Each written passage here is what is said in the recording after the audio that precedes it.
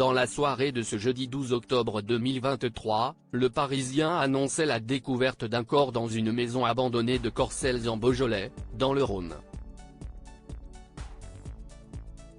Paris Match a fait savoir un peu plus tard que le cadavre retrouvé est bel et bien celui du comédien Marouane Berreni qui n'avait plus donné signe de vie depuis le début du mois d'août.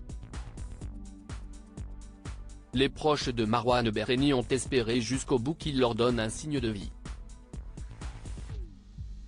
Ce 12 octobre 2023, CIST face à un tout autre dénouement qu'il se retrouve. Dans la soirée, le Parisien rapportait que le corps d'un homme, très probablement celui de l'acteur de Plus belle la vie, avait été retrouvé dans une maison abandonnée de Corcelles en Beaujolais, dans le Rhône. Selon plusieurs sources proches de l'enquête, les gendarmes ont découvert ce jeudi après-midi le corps d'un homme dans une maison inhabitée depuis plusieurs mois sur la commune de Corcelles en Beaujolais, Rhône, faisait dans un premier temps savoir le quotidien.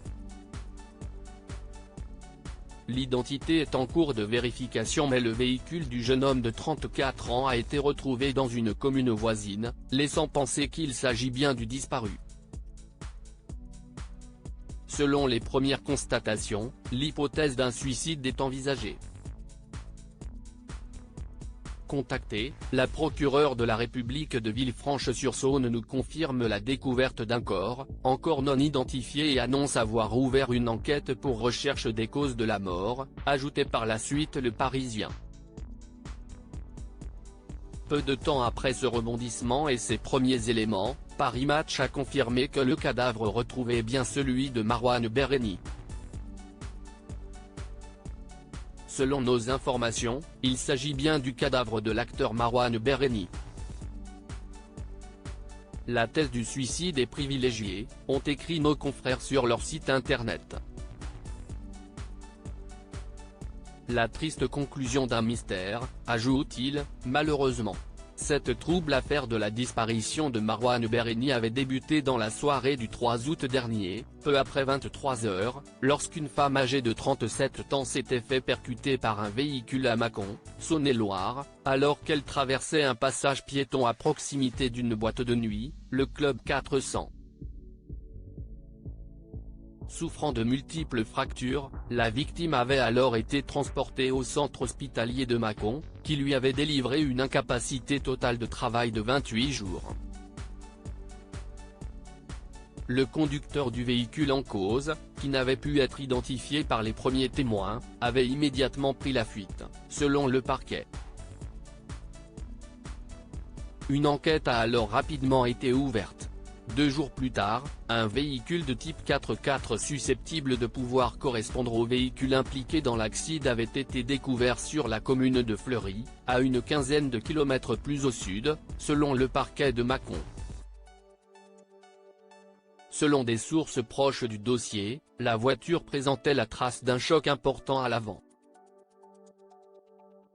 Surtout, ces mêmes sources indiquaient que le 4x4 appartenait à Marouane Berreni qui réside non loin de là, à Fuissé.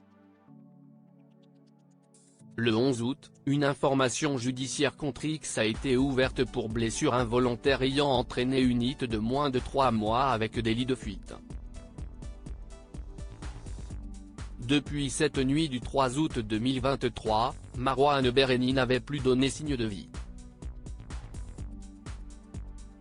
Le téléphone de l'acteur et sa carte bancaire ont été utilisés une dernière fois le 4 août, au lendemain de l'accident. Depuis, le mystère savait cesser de s'épaissir et après un signalement émanant de sa famille, une enquête préliminaire a aussi été ouverte du chef de disparition inquiétante. La victime de l'accident, prénommée Sandra, avait tenté de lancer un appel à Marouane Berreni sur les réseaux sociaux depuis sa chambre d'hôpital, 10 jours après l'accident. Rends-toi à la police pour qu'ils puissent t'entendre sur les faits. Si ce n'est vraiment pas toi, pourquoi ne pas donner signe de vie depuis ce jour où ma vie a totalement basculé, avait-elle écrit dans un commentaire sur la page Facebook de l'acteur. Un message laissé sans réponse tout comme ceux lancés à plusieurs reprises par les proches de Marouane Berreni.